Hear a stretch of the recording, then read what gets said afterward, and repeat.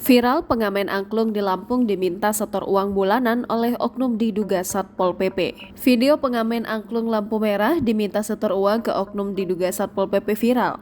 Video pengamen angklung yang dimintai uang oleh oknum diduga Satpol PP itu viral usai diunggah akun TikTok @user456220897 pada Jumat 16 September 2022. Dalam video itu terlihat seorang pria pengamen angklung di lampu merah. Pria itu mengambil uang hasil ngamen yang disimpan dalam kantong plastik putih. Kemudian pria itu menghitung uang tersebut. Selesai menghitung uang, pria tadi langsung berjalan menghampiri sebuah mobil yang terparkir beberapa meter dari tempat pengamen. Perekam lalu mengikuti dan memvideoinya saat rekannya menyerahkan uang. Pria itu lalu menyerahkan uang itu kepada pria yang duduk di dalam mobil. Dari keterangan pengunggah, video itu direkam di wilayahnya Lampung. Hal itu diperkuat dengan plat nomor polisi mobil tersebut BE1259BN. Unggahan ini pun langsung mendapat banyak komentar dari para netizen.